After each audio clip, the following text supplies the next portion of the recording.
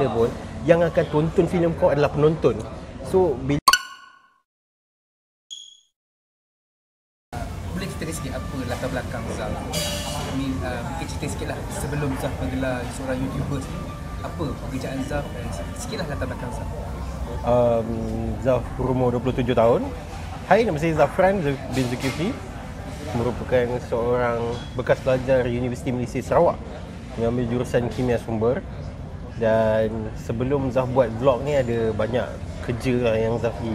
Antaranya graphic designer, videographer, even kebanyakannya memang based on publicity punya benda lah. Nak buat poster, nak buat video.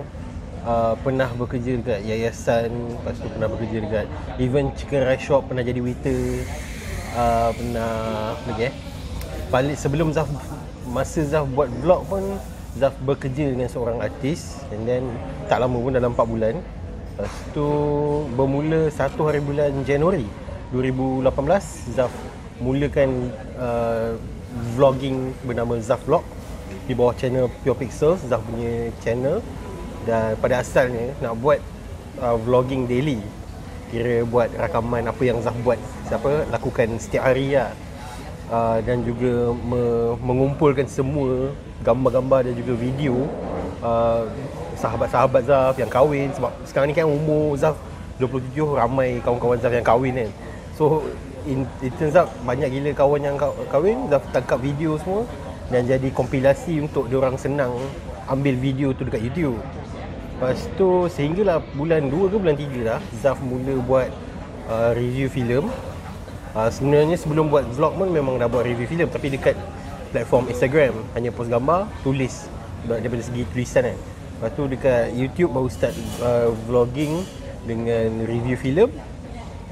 Tup-tup view mencanak daripada puluhan view pada awalnya, sehingga Zaf buat review filem Badang, tiba-tiba mencanak sampai 20,000 view pada satu video saja kan. So Zaf nampak benda tu sebagai peluang lah untuk membesarkan lagi channel Zaf, dan sampai sehingga ke akhir ni memang tak stop buat movie review.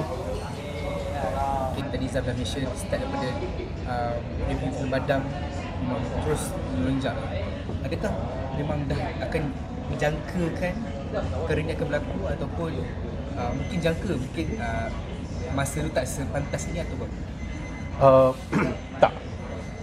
Seperti mana yang Zaf sebutkan tadi, asalnya buat daily vlog dan benda tu memang tak ada pun. Masa tu Zaf ada kerja, Zaf ada buat printing service, buat banner banting semua, dan tak terfikir pun nak buat benda ni sebagai full time job. Lepas tu benda tu semakin lama semakin membesar dan semakin memberikan impak kepada hidup Zaf. Zaf rasa macam boleh dikembangkan lagi benda ni tanpa Zaf perlu buat kerja lain, benda dan jadikan YouTube ni sebagai kerja my main source of income. So benda tu jadi macam okay, why not kan, benda ni diteruskan. Sejujurnya tak, masa few months pada 2018 tu tak expect pun boleh jadi capai sehingga 79,000 subscriber sekarang ni. So agak terkejut lah dengan sambutan sekarang. Okay, alhamdulillah saya kan macam saya sendiri antara subscriber yang dah cakap mengikuti dengan Zaf dah lama dah ni. Okay, dan daripada awal tu saya sebenarnya video pertama yang saya tengok di channel Zaf ialah Zaf mereview Samsung Galaxy S9 dan phone ni pun disebabkan Zaf review. Sebabkan terpengaruh kan. Sebab after that tu memang dah start minat. So Zaf ada review food, makanan, dan sekarang ni pun nampaknya Zaf dah start berkecimpung dalam gaming. Dan bukan masih memilih filem review juga sebagai salah satu platform utama dalam YouTube. Ada beberapa sebab sebenarnya.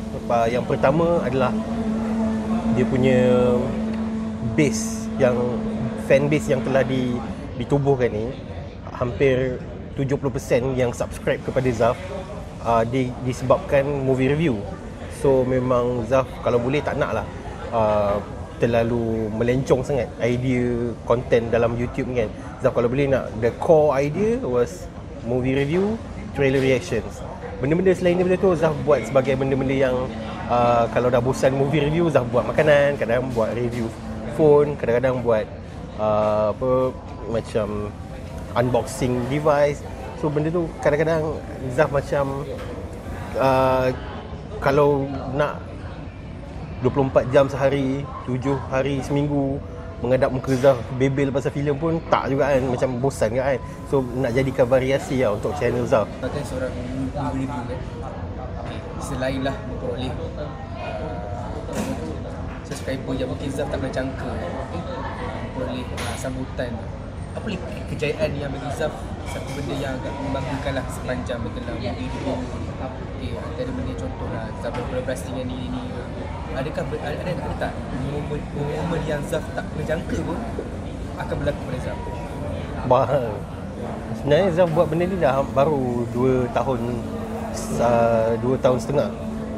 And kalau nak diikutkan banyak benda yang Zaf tak terfikir pun boleh buat dan Zaf telah buat. Antaranya adalah masuk televisyen, masuk Jom Movie. Yang paling Zaf rasa macam pergi ke luar negara adalah apabila berkolaborasi dengan distributor filem luar negara. Contohnya macam Warner Brothers, Fox, Disney, United International Pictures. Almost ke semua studio-studio tu sekarang dalam kolaborasi dengan Zaf. Tapi diorang berkolaborasi tu bukan untuk Zaf review positif, tak. Diorang nak Zaf cover filem diorang, tak kisah nak bagi positif review ke, nak bagi hentam sampah gila-gila ke apa ke. So benda tu bebas kepada Zaf. So dia mengadakan satu sinergi lah di antara company diorang dengan Zaf punya jenama Zaf Vlog ni kan. Kemudian paling best adalah Zaf dapat invite untuk pergi ke Indonesia. Selain daripada movie review, Zaf juga ada dapat untuk pergi travel. Dan yang paling terbaru yang Zaf boleh katakan adalah pergi ke Indonesia untuk movie premiere filem Sebelum Iblis Menjemput Ayat 2, sequel kepada Sebelum Iblis Menjemput. So itu one of the few things yang Zaf rasa macam agak tak terfikir dan agak nak kata bangga tu, humbly rasa macam nak kata kalau nak dibandingkan dengan luar negara tak ada benda pun, tapi bagi Zaf macam wow, aku tak expect pun dapat pergi ke luar negara semua ni kan. Ya. Actually saya pun masa Zaf travel ke Indonesia kan, actually saya sangat cemburu dengan Zaf sebab apa? Zaf dapat bertemu sendiri dengan one of my favourite director lah, Which is? Jogo Anwar. Memang saya memang daripada dulu lagi ikut dia, daripada start daripada Janji Joni sampai sekarang. Okay? Memang minat lah dia. Dan Alhamdulillah Zaf ni pun dah dapat merasa berjumpa dengan dia dan dapat juga merasa berjumpa dengan macam artis international seperti Yayan dan semua. Memang banyaklah pencapaian yang saya lihat.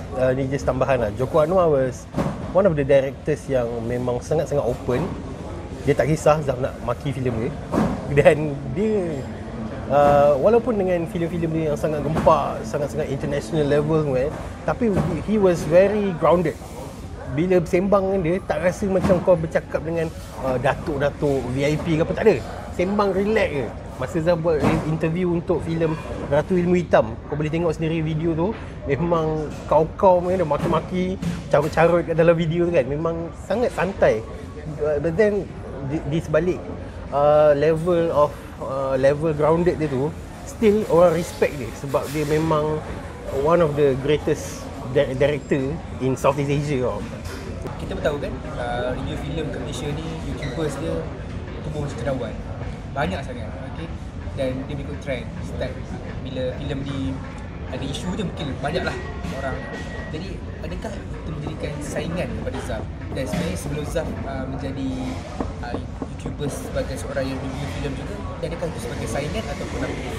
Zaf tak pandang diorang as a saingan, Zaf pandang sebagai satu cabaran. Sebab contoh Zaf bagi example, kalau you guys pernah dengar Balin Shazrin, dia punya subscriber baru 2,000 lebih something, tapi Zaf sangat suka dengan dia punya idea, dengan macam mana dia review filem tu. Dan kalau nak ditanyakan dengan Zaf, cara dia review lagi menarik dan lagi fun untuk orang tengok berbanding Zaf punya review. Zaf punya review terlalu plain dan tak ada footage apa, tak ada, memang base apa yang Zaf cakap je kan.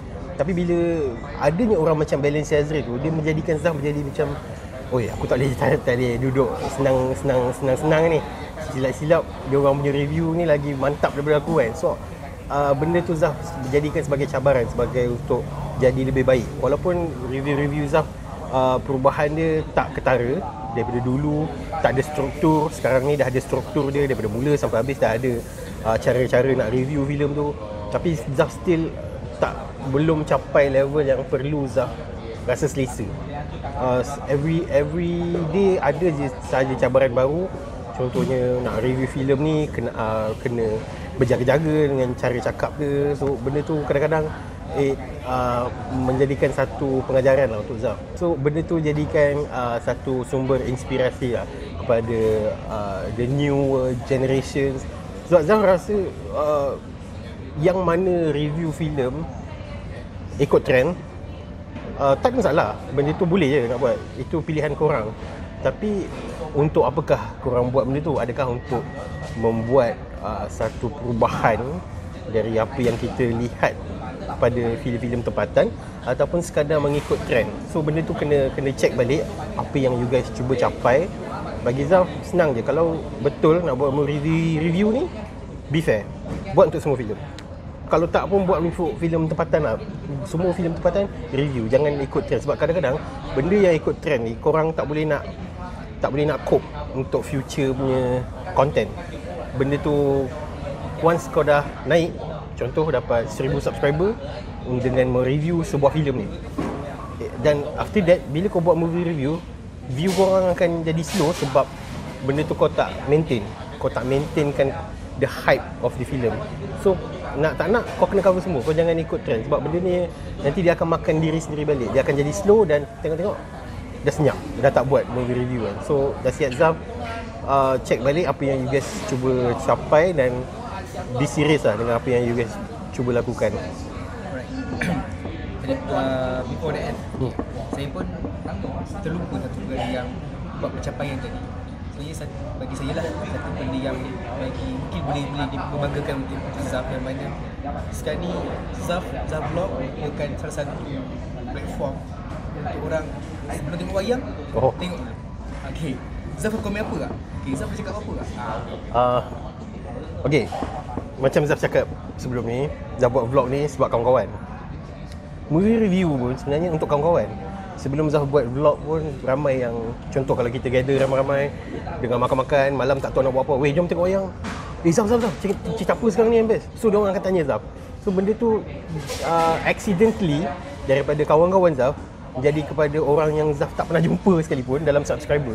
So benda tu jadi macam satu, nak kata tanggungjawab, tak adalah sampai level tanggungjawab. It's just that nak kata benda tu satu beban, tak. Sebab Zaf sekarang ni buat review, Zaf tak rasa terbeban pun dengan apa request subscriber minta. Tapi kalau Zaf tak buat tu, janganlah kecil hati sebab ada masa sendiri kan. Zaf cuba jadi berbalik kepada penonton.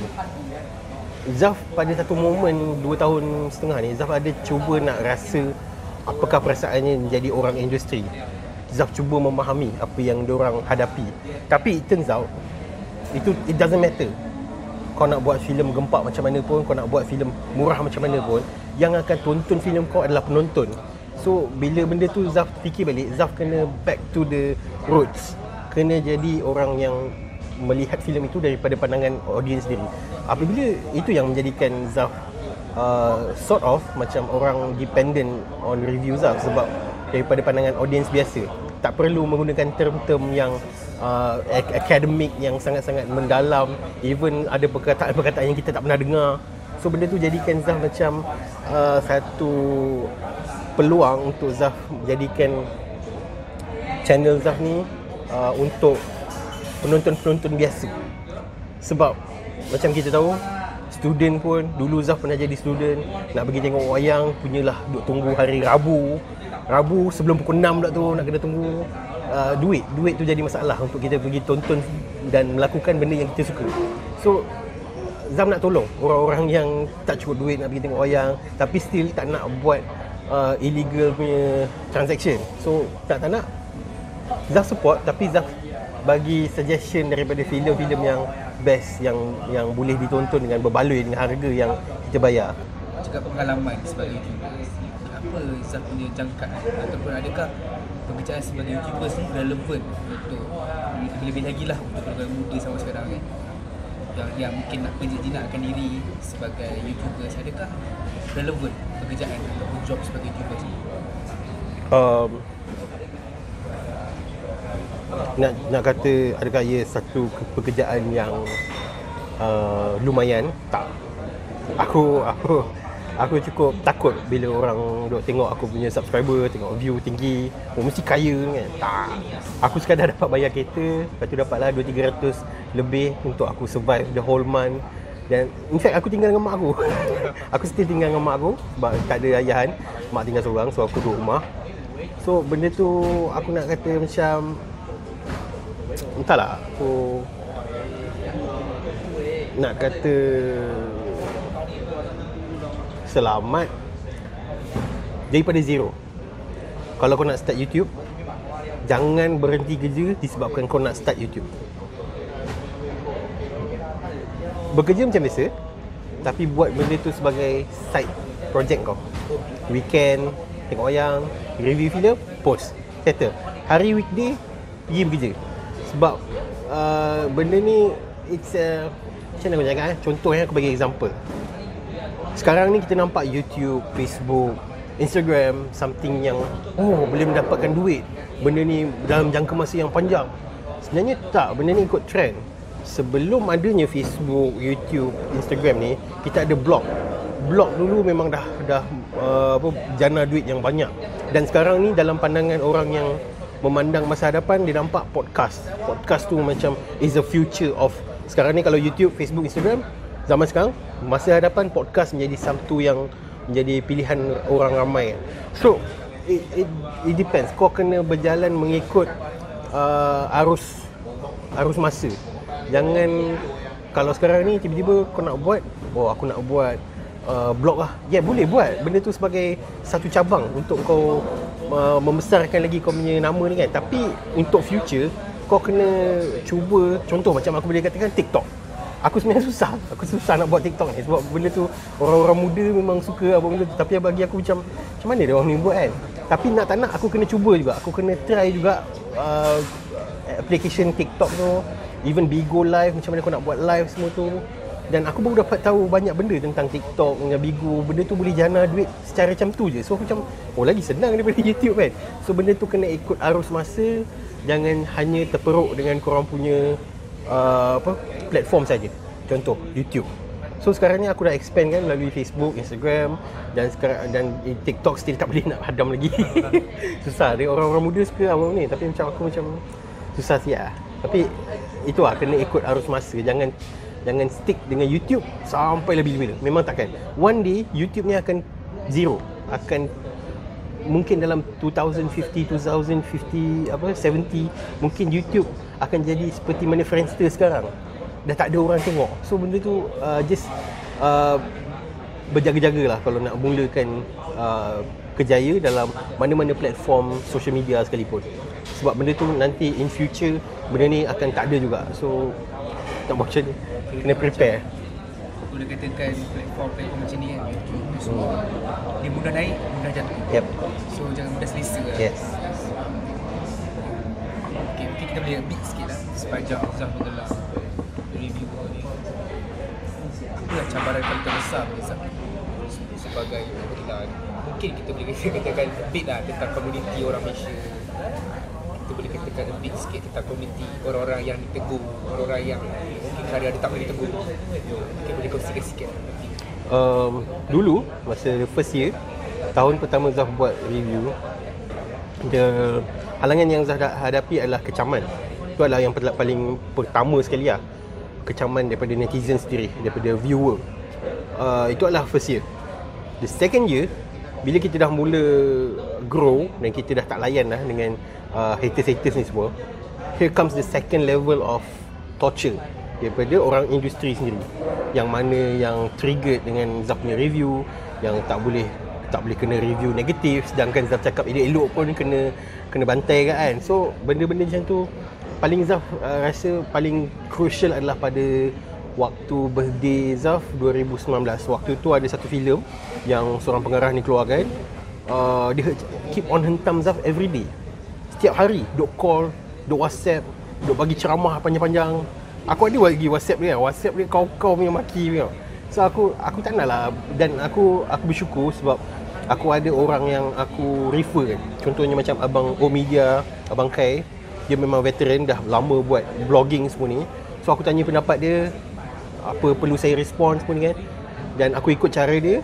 Alhamdulillah, benda tu pelan-pelan dia tidak menjatuhkan mana-mana pihak. Dia tak menjatuhkan dia, tak menjatuhkan pihak aku. So benda tu keep on, benda tu menjadikan satu pengalaman dan benda-benda yang aku belajar lah sepanjang 2.5 tahun ni kan. Tapi bagi aku yang paling teruk sekali adalah pada waktu birthday aku tahun lepas lah. Dah lah berlaku waktu birthday. Keluar filem Joker paling aku suka pula tu. Time tu juga kena kat aku kan. Aku cakap, oh bapa. Tapi here's a trick. Dia tak semestinya benda-benda yang negatif ni datang daripada filem-filem sampah. Ada je filem-filem yang gempak. Even yang dapat tempat 1, 2, 3 dalam top 10 filem gempak aku pun pernah kena. Daripada studio-studio besar. Ada satu tu, satu filem ni. Filem ni dapat tempat yang agak tinggi dekat dalam top 10 aku. Dia invite Zaf. Dia bagi email. Oh, waktu sekian pergi lah. Sejam sebelum event start, aku dah naik train. Aku naik train. Aku daripada Seremban ni tak naik kereta. Naik kereta kalau event malam je. Aku naik train sampai dekat mana, dekat Bangi ke apa tak. Tiba-tiba dapat call jemputan ditarik balik. Dah nak sampai, dah nak ambil valley. Macam kenapa? Lepas tu dia ada cakap, Zaf ada review filem sekian-sekian ke? Ada. Oh, mungkin sebab tu lah kot. Sebab aku pernah hentam filem yang berada di bawah studio dia.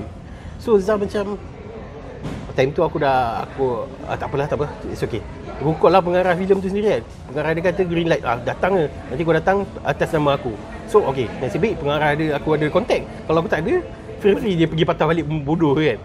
So dan walaupun bagaimanapun, walaupun diorang cuba kenakan Zaf dengan cara macam ni, Zaf be fair, filem tu bagus. Dia bukan salah atas distributor ataupun mana-mana pihak.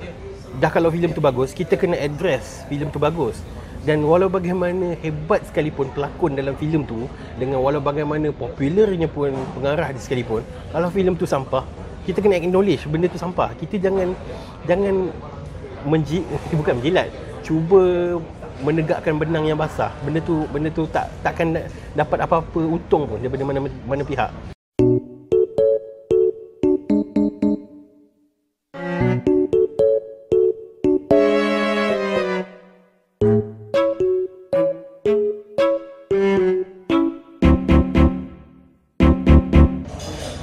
Cuba tengok filem apa tadi yang aku kena patah balik. Studio? Tak boleh, obvious. Okay. Jap. Kau mesti takkan expect kan?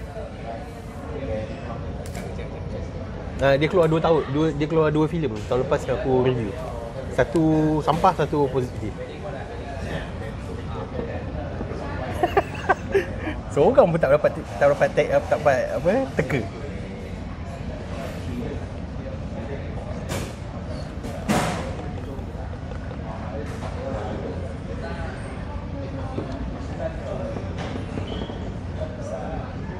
Tak.